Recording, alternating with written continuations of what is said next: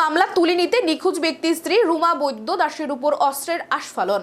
দ্বিতীয়বারের মতো এয়ারপোর্ট থানার মামলা দায়ের করলেন অপহৃত নিখোঁজ সন্তোষ দাসের স্ত্রী রুমা দাস বৈদ্য।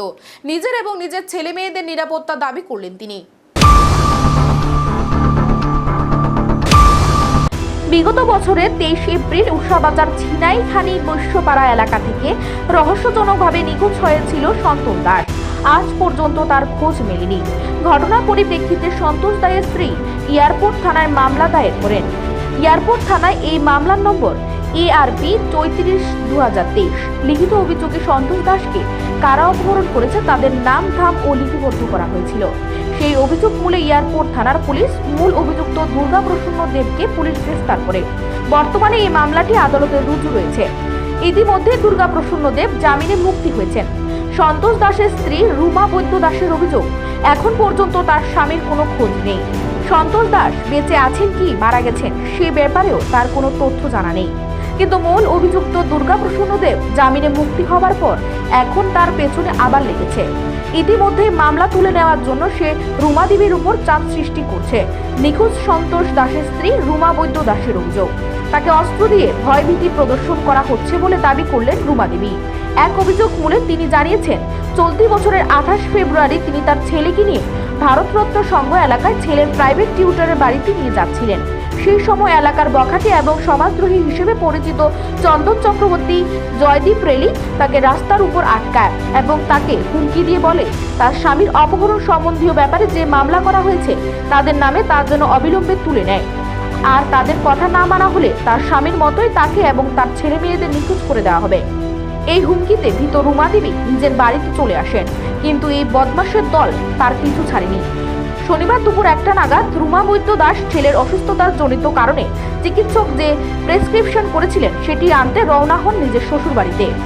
সেই সময় বৈশ্যপাড়া থেকে হেঁটে যখন তিনি শ্বশুর বাড়িতে যাচ্ছিলেন সেই সময় একটি গাড়ি এসে তার গতিরোধ করে।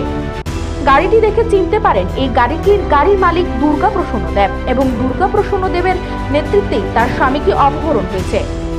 এদিকে বৈশ্যপাড়া পুকুরের সামনে রুমা বৈদ্য দাসের গতিরোধ করে গাড়ি থেকে একে একে নেমে আসে দুর্গা প্রসন্ন দেব, চন্দন চক্রবর্তী, প্রীতম মালাকার, হিমাদ্রি সাহা। তারা প্রকাশ্যে রাস্তাতেই তাকে এক পিস্তল চেয়ে ফের হুমকি দেয় মামলা তুলে নেওয়ার জন্য। আতঙ্কে রুমা দেবী সেই সময় বলে দেন তিনি মামলা তুলে নেবে। সেখান থেকে যাওয়ার সময় দুর্গা প্রসন্ন দেব আবারও হুমকি দিয়ে যায় পুলিশ তার কিছু করতে পারবে না, পুলিশকে সে কিনে রেখেছে। 1-2 দিনের মধ্যে মামলা না তুললে রুমা দেবীর বাপের বাড়ি বোম মেরে উড়িয়ে দেবারও হুমকি দেয় সে।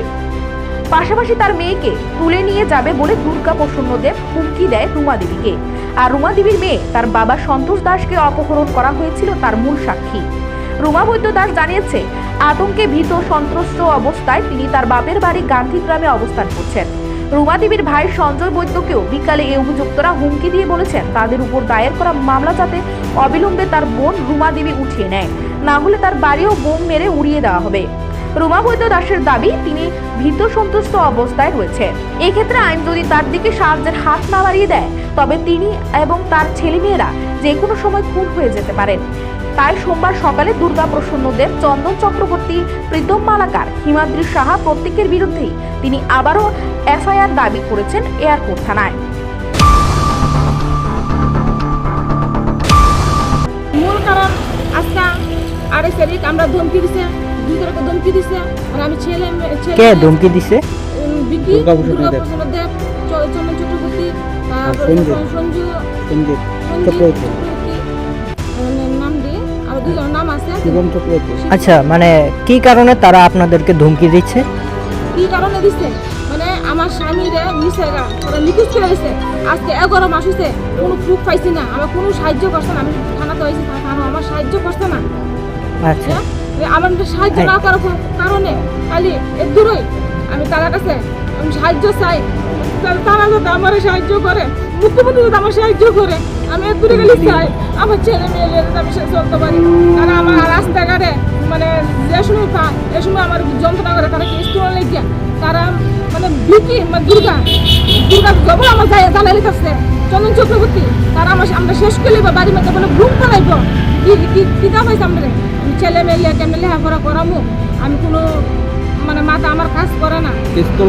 আমার খালি আমাকে কেসটা তুলন লেগে শুধু তারা আমার যন্ত্রণা করতেছে। মানে এমন সময়ে রাত্রে 2 তারিখ রাত্রে বিকালে সন্ধ্যা সময় যাওয়ার সময় আমার পিস্তল দেখাইছে। তারা আমি বলে আমার স্বামীর স্বামীর মতন নিখোঁজ করে লাগবে তারা। রুমা দাস বৈদ্যের দাবি, এই মুহূর্তে তাকে যদি আইন আশ্রয় না দেয় তাহলে তাকেও তার ছেলে মেয়েদেরও অপহরণ করে নিয়ে যাবে দুর্গা প্রসন্ন দেবের দল। তাই পুলিশ যাতে অভিযুক্তদের বিরুদ্ধে অবিলম্বে ব্যবস্থা গ্রহণ করে তার দাবি জানিয়েছে রুমা দাস বৈদ্য। নিজস্ব প্রতিনিধি রিপোর্ট, এশিয়ান টাইমস।